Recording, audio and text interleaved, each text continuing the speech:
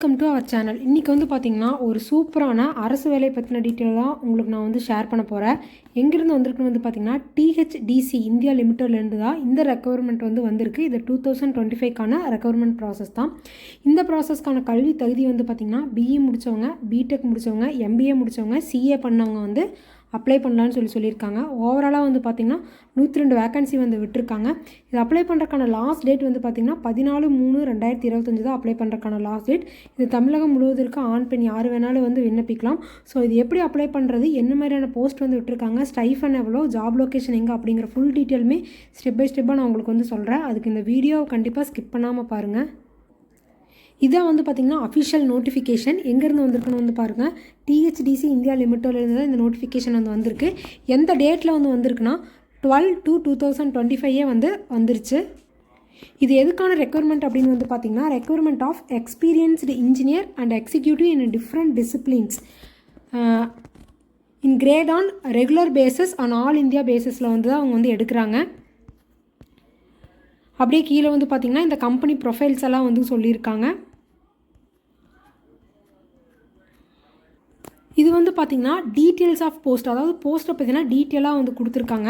இதில் வந்து பார்த்திங்கன்னா ஃபஸ்ட்டு இது எந்த குரூப்லனா group A for hydro thermal coal mines ப்ராஜெக்டில் இருக்கிறவங்களுக்கான போஸ்ட்டு. இதில் ஃபஸ்ட்டு வந்து பார்த்திங்கன்னா இன்ஜினியரிங் கேட்டகரிஸில் சிவில் சைடு முடித்தவங்களுக்கு வந்து பார்த்திங்கன்னா டோட்டலாக 30 வேக்கன்சிஸ் வந்து கொடுத்துருக்காங்க.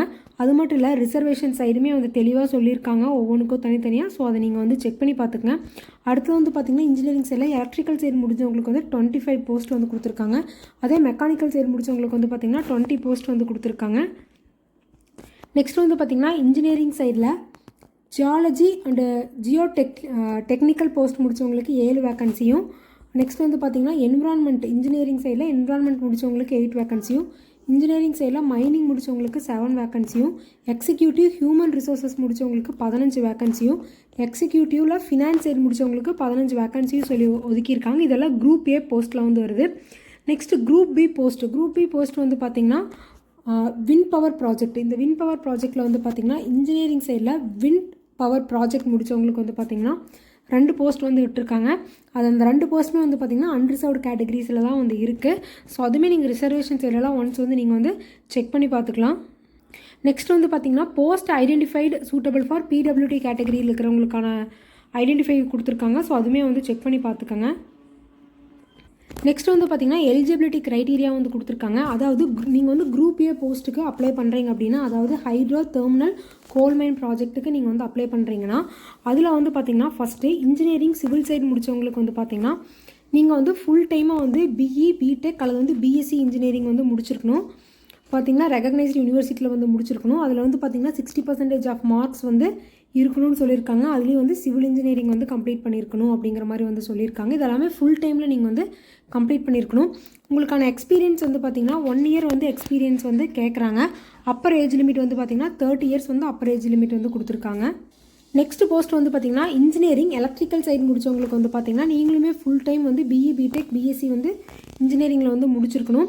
அதுலேயும் 60% ஆஃப் மார்க்ஸ் வந்து இருக்கணும். எந்த டிசிப்ளின்ஸ்னால் எலக்ட்ரிக்கல் அல்லது வந்து electrical power side, electrical and electronic side, power system and high voltage, next வந்து பார்த்திங்கன்னா பவர் இன்ஜினியரிங்கு, எலக்ட்ரானிக்ஸ் அண்ட் இன்ஸ்ட்ருமெண்ட்டில் வந்து இந்த டிசிப்ளின்ஸ்லாம் நீங்கள் வந்து முடிச்சிருக்கீங்கன்னா கண்டிப்பாக இந்த போஸ்ட்டுக்கு வந்து அப்ளை பண்ணலாம். உங்களுக்கும் வந்து இந்த டிசிப்ளின்ஸில் வந்து உங்களுக்கு வந்து 1 இயர் வந்து போஸ்ட் குவாலிஃபிகேஷன் எக்ஸ்பீரியன்ஸ் வந்து இருக்கணும் அப்படிங்கிற மாதிரி வந்து கொடுத்துருக்காங்க. இதுக்கான அப்பர் ஏஜ் லிமிட்டுமே வந்து 30 இயர்ஸ் தான். அடுத்தது வந்து பார்த்திங்கன்னா இன்ஜினியரிங் மெக்கானிக்கல் சைடு முடித்தவங்களுக்கு வந்து பார்த்திங்கன்னா ஃபுல் டைமாக பிஇ பிடெக் பிஎஸ்சி இன்ஜினியரிங் வந்து முடிச்சிருக்கணும். அதே 60% ஆஃப் மார்க்ஸில் என்ன டிசிப்ளின்ஸ்லேனா மெக்கானிக்கல் அண்ட் ஆட்டோமேஷன் இன்ஜினியரிங் முடித்தவங்க வந்து அப்ளை பண்ணலாம். இதுக்குமே 1 இயர் எக்ஸ்பீரியன்ஸ் வந்து கேட்டிருக்காங்க. இதுக்குமே அப்பர் ஏஜ் லிமிட் வந்து 30 இயர்ஸு. நெக்ஸ்ட் வந்து பார்த்திங்கன்னா இன்ஜினியரிங் வந்து ஜியாலஜி அண்ட் டெக்னிக்கல் சைடு முடித்தவங்களுக்கு வந்து பார்த்திங்கன்னா நீங்கள் ஃபுல் டைம் டிகிரியாக வந்து எம்எஸ்சி ஜியாலஜி அல்லது வந்து பார்த்திங்கன்னா எம்எஸ்சி அப்ளைட் ஜியாலஜி அல்லது வந்து எம்டெக் அப்ளைட் ஜியாலஜி அல்லது வந்து பார்த்திங்கன்னா இன்டகிரேட்டட் எம்டெக்கு இன் ஜியாலஜிக்கல் டெக்னாலஜி அல்லது வந்து பார்த்திங்கன்னா எம்டெக் இன் இன்ஜினியரிங் ஜியாலஜி வந்து முடித்தவங்க வந்து அப்ளை பண்ணணும்னு சொல்லியிருக்காங்க. அதுலேயும் 60% ஆஃப் மார்க்ஸ் வந்து இருக்கணும். இதுக்குமே minimum 1 year post qualification experience கேட்குறாங்க. அப்பர் ஏஜ் லிமிட் வந்து பார்த்தோன்னா 30 இயர்ஸ் உள்ள இருக்கிறவங்க வந்து அப்ளை பண்ணலாம். அடுத்த போஸ்ட் வந்து பார்த்திங்கன்னா இன்ஜினியரிங் சைடு என்விரான்மெண்டல் சைடு முடிச்சவங்களுக்கு வந்து பார்த்திங்கன்னா பிஇ பிடெக் வித் எம்டெக் வந்து என்விரான்மெண்ட் இன்ஜினியரிங்கில் வந்து முடிச்சிருக்கணும் ரெகக்னைஸ்டு இந்தியன் யூனிவர்சிட்டியில். அதில் வந்து பார்த்திங்கன்னா லெஸ் தென் 60% ஆஃப் மார்க்ஸ், அதாவது 60% ஆஃப் மார்க்ஸ் வந்து உங்களுக்கு கண்டிப்பாக வந்து இருக்கணும். இதில் வந்து பார்த்திங்கன்னா minimum 1 year post qualification experience இதுக்கும் கேட்குறாங்க. அப்பர் ஏஜ் லிமிட் வந்து பார்த்திங்கன்னா 30 இயர்ஸ் வந்து அப்பர் ஏஜ் லிமிட் வந்து கேட்டிருக்காங்க. அடுத்தது வந்து பார்த்திங்கன்னா இன்ஜினியரிங் சைடு வந்து பார்த்திங்கன்னா மைனிங் முடித்தவங்களுக்கு வந்து பார்த்திங்கன்னா full time degree in mining engineering முடிச்சிருக்கணும், அது 60% ஆஃப் மார்க்ஸில். அதுக்கப்புறம் வந்து பார்த்திங்கன்னா valid first class manager certificate in coal from டிஜிஎம்எஸில் வந்து வேணும்னு சொல்லியிருக்காங்க. இதுலேயுமே மினிமம் 1 இயர் எக்ஸ்பீரியன்ஸ் கேட்டிருக்காங்க. அப்பர் ஏஜ் லிமிட் வந்து 30 இயர்ஸ் வந்து கொடுத்துருக்காங்க. அடுத்த போஸ்ட் வந்து பார்த்திங்கன்னா எக்ஸிக்யூட்டிவ் ஹியூமன் ரிசோர்ஸஸ் சைடு முடித்தவங்க ஃபுல் டைமாக வந்து பார்த்திங்கன்னா ரெகுலர் பேசிஸில் எம்பிஏ வந்து கம்ப்ளீட் பண்ணியிருக்கணும். இதில் வந்து பார்த்திங்கன்னா personal management and HR as a மெயினாக அல்லது வந்து பார்த்திங்கன்னா ஆர் மேஜர் சப்ஜெக்ட், அதாவது ஹெச்ஆர் வந்து ஒன்றா மெயின் சப்ஜெக்டாக முடிச்சிருக்கணும் அல்லது வந்து பார்த்திங்கன்னா மேஜர் சப்ஜெக்டாக நீங்கள் வந்து எம்பிஏல வந்து படிச்சிருக்கணும். அதுலேயே வந்து பார்த்திங்கன்னா 60% ஆஃப் மார்க்ஸ் வந்து இருக்கணும் அப்படிங்கிற மாதிரி வந்து சொல்லியிருக்காங்க. ஒன்றா இதை கம்ப்ளீட் பண்ணியிருக்கணும் அல்லது வந்து பார்த்திங்கன்னா ஆர் மினிமம் 2 இயர்ஸ் வந்து பார்த்திங்கன்னா போஸ்ட் கிராஜுவேட் டிப்ளமா வந்து முடிச்சிருக்கணும். எதுலனா பிஎம் அண்ட் ஐஆரில் வந்து முடிச்சிருக்கணும் அல்லது வந்து பார்த்திங்கன்னா labour welfare with minimum 60% of marks வந்து இருக்கணும். மாஸ்டர் இன் சோசியல் ஒர்க்லைன்னு வந்து கேட்டிருக்காங்க. ஸோ இதுவுமே இல்லை அப்படின்னா R MHROD from the recognized university institute recognized by the appropriate sanitary authority வந்து இருக்கணும். இந்த 3 கேட்டகரியில் நீங்கள் ஏதோ ஒன்று கம்ப்ளீட் பண்ணியிருந்தால் கூட இந்த எக்ஸிக்யூட்டிவ் ஹியூமன் ரிசோர்ஸஸ்க்கு வந்து நீங்கள் வந்து அப்ளை பண்ணலாம். இது எல்லாத்துக்குமே வந்து பார்த்திங்கன்னா மினிமம் 1 இயர் வந்து போஸ்ட் குவாலிஃபிகேஷன் எக்ஸ்பீரியன்ஸ் வந்து வேணும். அப்பர் ஏஜ் லிமிட் வந்து பார்த்திங்கன்னா 30 இயர்ஸ் வந்து அப்பர் ஏஜ் லிமிட் வந்து கொடுத்துருக்காங்க. நெக்ஸ்ட் வந்து பார்த்திங்கன்னா எக்ஸிக்யூட்டிவ் ஃபினான்ஸ் சைடு முடிச்சவங்களுக்கு வந்து பார்த்திங்கன்னா சிஏ அல்லது வந்து பார்த்திங்கன்னா சிஎம்ஏ வந்து குவாலிஃபை ஆகிருக்கணும். From the recognised chartered accounts வந்து முடிச்சிருக்கணும். இது வந்து பார்த்திங்கன்னா மினிமம் 1 இயர் வந்து போஸ்ட் குவாலிஃபிகேஷன் எக்ஸ்பீரியன்ஸ் வந்து இருக்கணும். அதுலேயும் வந்து பார்த்திங்கன்னா உங்களோட அப்பர் ஏஜ் லிமிட் வந்து பார்த்திங்கன்னா 30 இயர்ஸ் வந்து இருக்கணும்னு சொல்லியிருக்காங்க. நேரம் பார்த்தது வந்து பார்த்திங்கன்னா குரூப் ஏ போஸ்ட். இப்போ வந்து பார்த்திங்கன்னா குரூப் பி போஸ்ட் வந்து பார்க்க போகிறோம். அதில் வந்து பார்த்திங்கன்னா வின் பவர் ப்ராஜெக்ட்டுக்கு இதுக்கு வந்து பார்த்திங்கன்னா என்ன போஸ்ட்டுன்னு வந்து பார்த்திங்கன்னா engineering for win power project. இதில் வந்து பார்த்திங்கன்னா நீங்கள் வந்து ஃபுல் டைமாக பிஇ பிடெக் அல்லது பிஎஸ்சி முடித்தவங்க வந்து அப்ளை பண்ணலாம். அதுலேயும் 60% ஆஃப் மார்க்ஸ் வந்து இருக்கணும். அதில் என்ன டிசிப்ளின்ஸ்லலாம் நீங்கள் வந்து முடிச்சிருக்கணும் அப்படின்னு வந்து பார்த்திங்கன்னா இந்த வின் பவருக்கு எலக்ட்ரிக்கல் அல்லது வந்து பார்த்திங்கன்னா எலக்ட்ரிக்கல் அண்ட் எலக்ட்ரானிக்ஸு அல்லது வந்து பார்த்திங்கன்னா இன்ஸ்ட்ருமெண்டேஷன் அண்ட் கண்ட்ரோலு அல்லது வந்து பார்த்திங்கன்னா எலக்ட்ரானிக்ஸ் அண்ட் இன்ஸ்ட்ருமெண்டேஷன் அல்லது வந்து பார்த்திங்கன்னா மெக்கானிக்கல், அதாவது இந்த டிசிப்ளின்ஸில் நீங்கள் முடிச்சிருக்கிறீங்கன்னா கண்டிப்பாக இந்த வின் பவர் ப்ராஜெக்ட்டுக்கு நீங்கள் வந்து அப்ளை பண்ணலாம். இதுவுமே 1 இயர் உங்களுக்கு எக்ஸ்பீரியன்ஸ் வந்து இது ரிலேட்டடாக வந்து உங்களுக்கு இருந்தாவே போதுமானது. இதுக்கு வந்து பார்த்திங்கன்னா அப்பர் ஏஜ் லிமிட் வந்து பார்த்திங்கன்னா 30 இயர்ஸ் வந்து கேட்டிருக்காங்க. ஸோ 30 இயர்ஸ்க்குள்ளே இருக்கிறவங்க வந்து நீங்கள் வந்து அப்ளை பண்ணிக்கலாம். இன்னொரு முக்கியமானது வந்து பார்த்திங்கன்னா எல்லாருமே ஏதாவது எந்த போஸ்ட்டு நீங்கள் அப்ளை பண்ணாலும் உங்களோட 10th அந்த 12th மார்க்ஸ் எல்லாம் வந்து பார்த்திங்கன்னா அதாவது 12th நீங்கள் வந்து பார்த்திங்கன்னா ஃபுல் டைம் அண்ட் ரெகுலராக நீங்கள் வந்து கம்ப்ளீட் பண்ணியிருக்கணும் அப்படின்னு சொல்லியிருக்கிறாங்க. அதில் எல்லாத்துலேயுமே வந்து பார்த்திங்கன்னா உங்களுக்கு வந்து 60% ஆஃப் மார்க்ஸ் வந்து இருக்கணும் அப்படிங்கிறதையும் அவங்க வந்து சொல்லியிருக்காங்க. ஸோ அதுவுமே நீங்கள் வந்து ஒன்ஸ் வந்து செக் பண்ணிக்கோங்க. நெக்ஸ்ட் வந்து பார்த்திங்கன்னா ரிலாக்ஸேஷன் கன்செஷன் வந்து சொல்லியிருக்காங்க. அதாவது ஓபிசியில் இருக்கிறவங்களுக்கு எஸ்சி எஸ்டி பிடபிள்யூடி கேண்டிடேட்ஸ்க்குன்னு தனித்தனியாக சொல்லியிருக்காங்க. ஸோ ஒன்ஸ் நீங்கள் இதை வந்து படித்து பார்த்துக்கோங்க. நெக்ஸ்ட் வந்து பார்த்திங்கன்னா இவங்களோட செலெக்ஷன் ப்ராசஸ் வந்து பார்த்திங்கன்னா எப்படி இருக்குன்னா மல்டி ஸ்டேஜாக வந்து இருக்குன்னு சொல்லியிருக்காங்க. அதில் வந்து பார்த்திங்கன்னா ஃபஸ்ட்டு வந்து உங்களை அப்ளிகேஷன் வச்சு ஷார்ட் லிஸ்ட் பண்ணுவாங்க. அதை தொடர்ந்து வந்து பார்த்திங்கன்னா ஸ்க்ரீனிங் நடக்கும். அது வந்து பேஸ்ட் ஆன் த எப்படி இருக்குன்னா உங்களோட qualification, number of years of post qualification experience, அதாவது உங்களுக்கு வந்து எவ்வளோ எக்ஸ்பீரியன்ஸ் இருக்குது இதை பொறுத்து உங்களை வந்து ஷார்ட் லிஸ்ட் பண்ணுவாங்க. அப்படி ஷார்ட் லிஸ்ட் பண்ணவங்களுக்கு வந்து பார்த்திங்கன்னா ரிட்டன் அல்லது வந்து பார்த்திங்கன்னா கம்ப்யூட்டர் பேஸ்ட் டெஸ்ட் வந்து நடக்கும். அதை தொடர்ந்து வந்து பார்த்திங்கன்னா பர்சனல் இன்டர்வியூ வந்து நடக்கும் அப்படிங்கிற மாதிரி வந்து சொல்லியிருக்காங்க. அதுலேயும் வந்து பார்த்திங்கன்னா ஒவ்வொரு கேட்டகரிக்குமே வந்து பார்த்திங்கன்னா குவாலிஃபைங் பர்சன்டேஜ் ஆஃப் மார்க்ஸ் வந்து கொடுத்துருக்காங்க. அதில் வந்து அன்ரிசர்வ்டு இடபிள்யூஎஸ் ஓபிசி கேட்டகரிஸில் இருக்கிறவங்களுக்கு 50% ஆஃப் மார்க்ஸும், எஸ்சி எஸ்டி பிடபிள்யூடி கேண்டிடேட்ஸ்க்கு அண்ட் எக்ஸ் சர்வீஸ் மேன்ஸ்க்கு வந்து 40% ஆஃப் மார்க்ஸ் இருந்தாவே போது குவாலிஃபை ஆகிறதுக்குன்னு சொல்லி கேட்டிருக்கிறாங்க. நெக்ஸ்ட் வந்து பார்த்திங்கன்னா பர்சனல் இன்டர்வியூக்கான வெயிட்டேஜ் வந்து பார்த்திங்கன்னா 100%ன்னு சொல்லியிருக்காங்க.